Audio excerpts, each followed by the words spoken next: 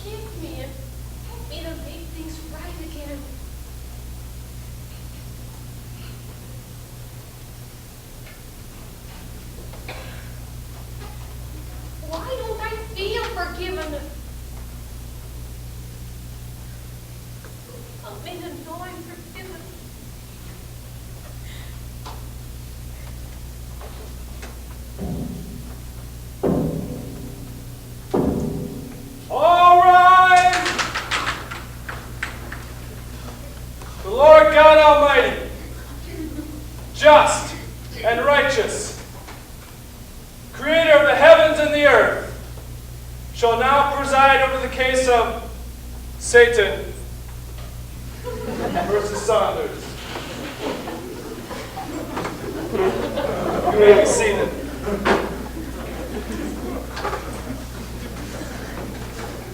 Satan, you may present the case before the court.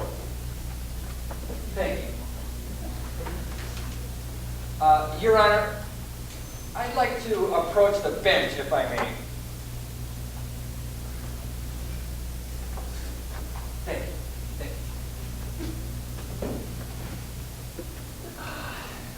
you. Your Honor,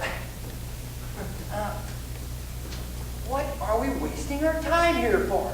I mean, come on, we both know she did it. I mean, listen. Let's just do everybody a favor and put her away now! Satan, let's just hear your opening statement. Okay. Have it your way. I will prove that this lady, or her defendant, has drastically marred another Christian's life. She has turned from her Christian ways and is following her own flesh and instinct.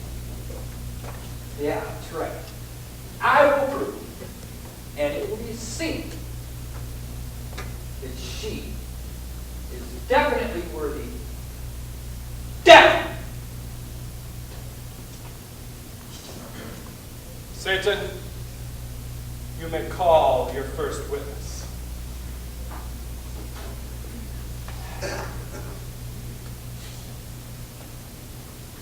I'd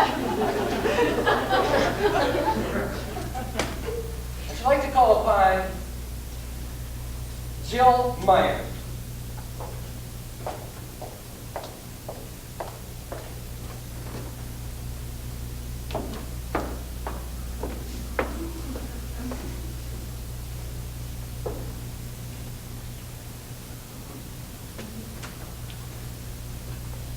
State your name, please. Jill Meyer. Your witness, Satan. Thank you.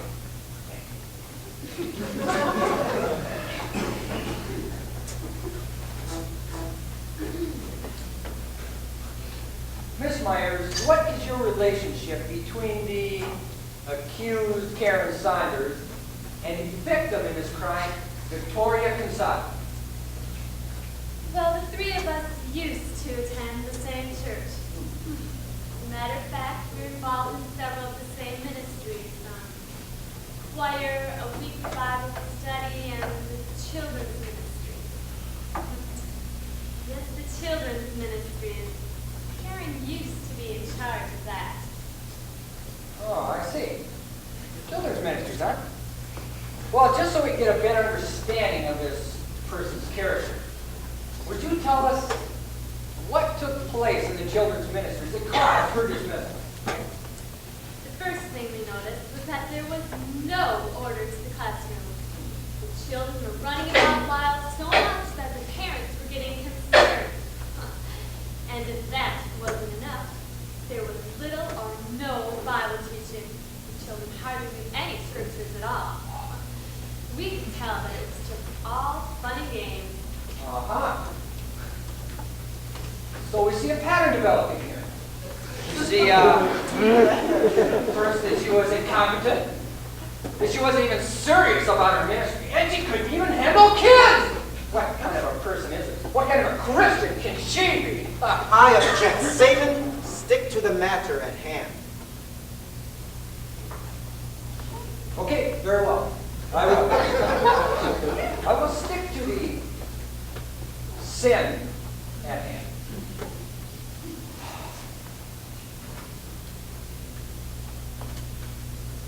Now, on March the 17th at 7 o'clock in the evening, would you tell the court what took place? Certainly. I was sitting at home about to have a relaxing evening when all of a sudden there was a knock on my door. So I opened my door and there was my friend Vicky. She looked quite disturbed over something.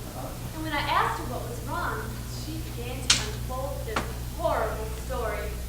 Proceed. Well, it seems that at the bank where Karen and Vicky worked, that the bank president made an announcement. Yeah. He said that the bank no longer tolerate any shortages in the teller's balancing. Vicky, who was the teller supervisor, had a very good balancing record, but strangely enough, came up short that day only to find out later that Karen had stolen the money from Vicky's till just to cover up for her own mistake. Stolen? Really? Well, what proof do you have of that? Well, what happened was that Karen was told, and Vicky stepped into the break room while Karen was searching for her mistake. When Vicky returned just a few minutes later, Karen, shall we say, miraculously, found her error. They turned in their tills, and the bank president called Vicky into his office. He said that she was no longer employed at that bank and that he was very sorry that he had to see through what he had said earlier that day. Well, it turns out that Vicky was short the exact amount that Karen had been looking for earlier. So it is only obvious that Karen stole the money from Vicky's till just to cover up for her own mistake. That's obvious. Well, now that all this has taken place, how has her sin affected the fellowship in your church? Well, not only was Vicky hurt, but when the other members of the congregation began to hear of this, they were horrified. They began to lose their trust in other Christians, and eventually they would lose their trust in God.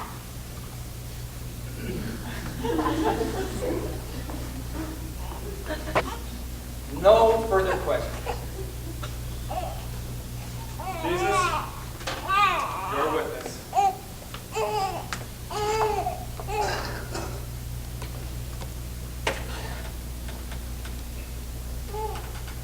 Jill, I'd like to ask you a question.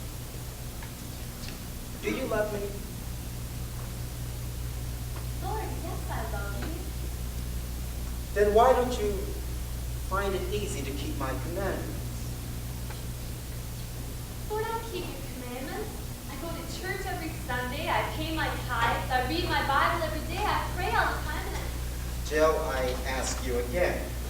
Now, do you love me? You know I love you. Then why do you find it so hard to keep my commandments? Lord, what commandments don't I say in my word, judge not, lest you be judged in the same way. Lord, it wasn't a rumor. She actually committed that sin. I also said that you who are spiritual are to restore your brother in a spirit of meekness. When did that restore her? When your sister Karen came over to you that night, seeking for counsel, seeking for forgiveness, hadn't you already judged her in your heart? You see, Jill, when you judge and when you condemn, you cause death. But when you restore and when you forgive, you give life. I want to ask you one more time. Jill, do you really love me? But I think I love you. I want you to go to your sister Karen. I want you to forgive her and restore her. Stop the gossiping, but rather use your words to encourage her. Jill, I want you to let me work for you. Yes.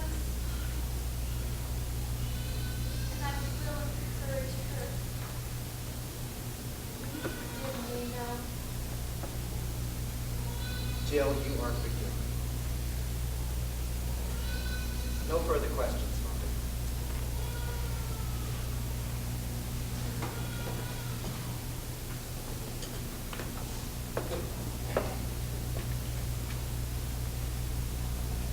Satan, you may call your next witness. Say,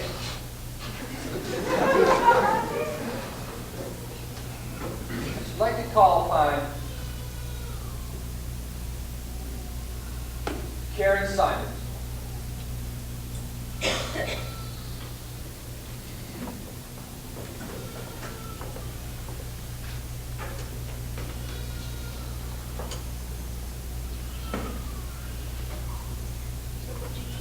State your name, please. Karen Simon. Pardon me, I couldn't hear you. Satan, your witness. Thank you.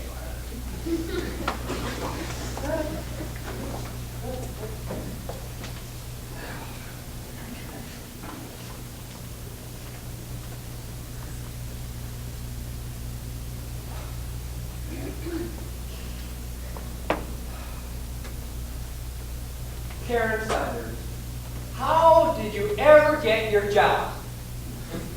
Well, I was looking for a job, and Vicky, who is and was my best friend, she told me about an opening at the bank where she was working, and well, I went and applied, and she put in a good word for me, and I got the job. Oh. Did anybody train you in? Yeah. And who might that be? Vicky Elton. Oh, I see. Well, it must be nice to have a friend then. Fellow Christian help train you in. Now, let me get this right, Karen. Vicky got you the job, right? And she also helped train you in and pray with you. Now, I'm sure you had prayer together, did you not? Yeah. Yeah. And despite all that she did for you, you still messed up. And so much so that you had to steal from her to keep your job. You ripped off your best friend. Now, Karen, doesn't the Bible say that true love is to lay down your life for your friend? But you didn't lay down